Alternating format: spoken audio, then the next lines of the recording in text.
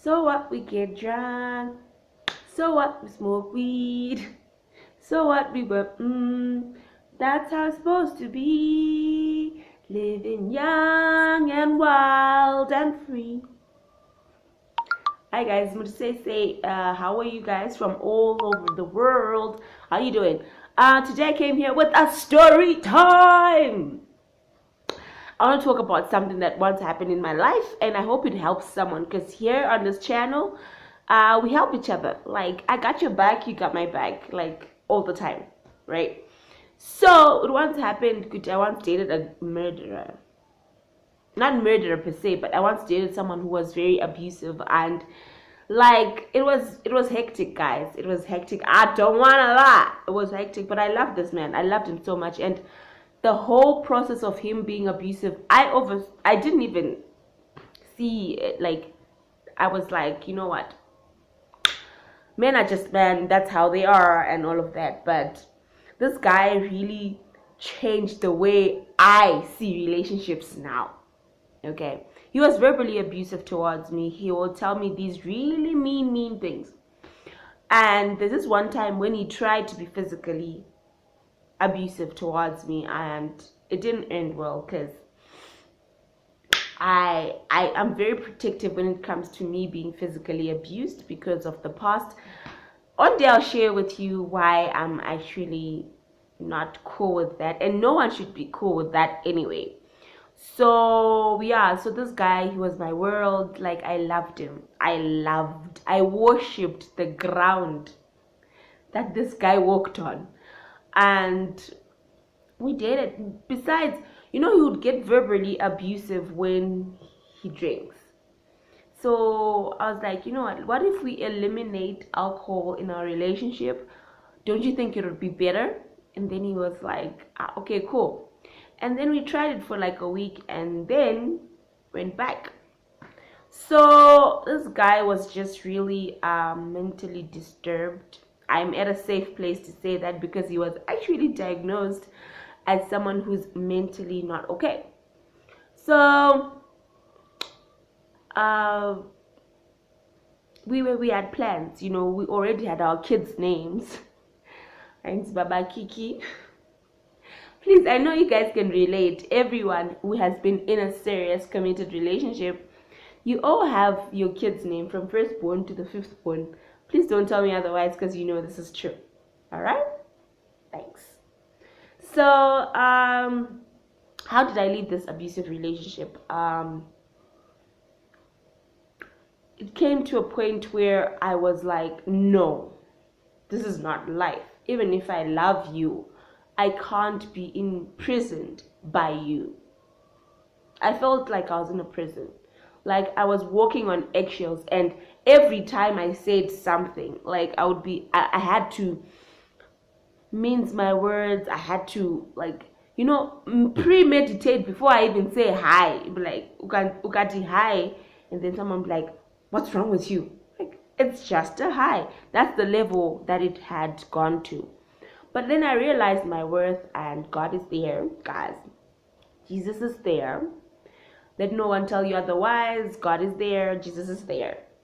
Jesus just came and was like, nah, my child, you deserve better. Okay?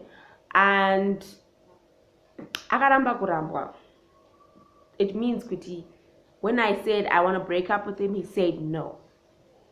So we had, fast forward, we had to have a restraining order on him, because he was now really obsessed with me.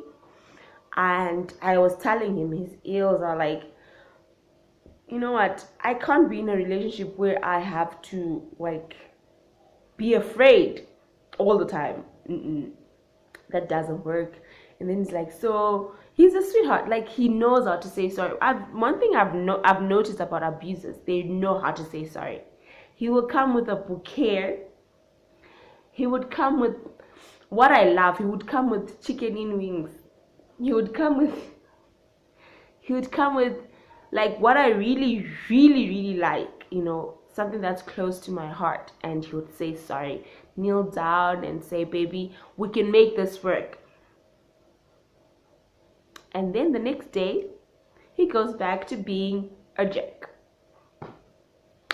So honestly, what I can say is I got out of that relationship because of God, not because of my own might or because of my own knowledge or what I know.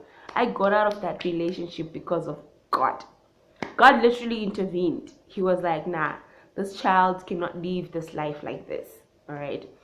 So yeah, I hope you have learned one or two things, because I think as women in general, as African women, we are taught to submit. We are taught to, like, just hold on to that man, he will change, all of these things. Okay, fine, submission, to be honest, is not bad, but I feel like you can only submit to a man who is treating you right.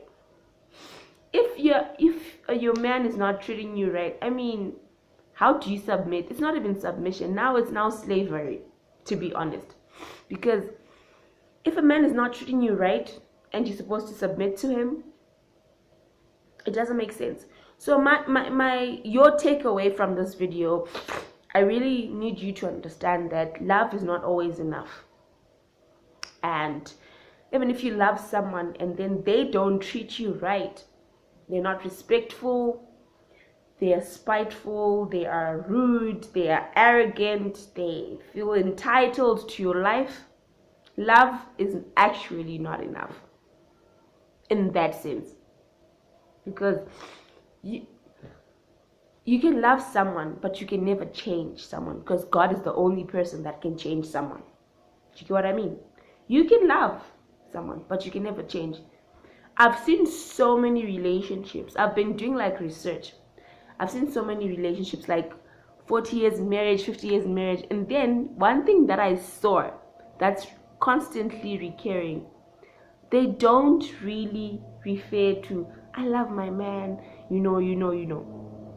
What they say is, you need to be patient with your person, understand your person. Those are the two things that I saw recurring: patience and understanding. Love, but like, understand your person. Know your person. My person loves this, my person doesn't like this. And get into a relationship when you are able to complement someone, not complete. The moment you try to complete someone, it's wrong. You don't have to get into a relationship where you need to complete someone. If you complete someone, that's a recipe for disaster, because that person is not whole. And now I'm really happy with the relationship that I'm in, because this man understands me. This man, he's real. Do you get what I mean? And I've shared with him my past traumas, and he has never taken advantage. Do you know some men, when you tell them like, I've been through A, B, C, D, so they take advantage of that. Now this one, we've been dating for almost 3 years. Hopefully a wedding soon. So he understands me, and like, I was just honest with him. I'm like, I don't have time to waste. It's either we have to date to get married, not to date just to, so that time just moves. We have problems, of course, we are human, but we have a place that we go back to. We understand each other. Of course, there's love. We understand each other, and we are patient with each other. All right. So guys, take away something from this video. Love is not always enough, right? Love, yes, you should love your person, but it's not always enough. Be patient. Be kind. All right. Accept your person the way they are. Don't change them. You're not God. God is the only person that can change someone. Right? So yeah, I really didn't want this video to be too long, but you know me, when we get these sit downs, we talk. And yeah, I just hope someone learned one or two things from this video. Don't forget to like, comment, share, and subscribe. I love you guys. Until converse again.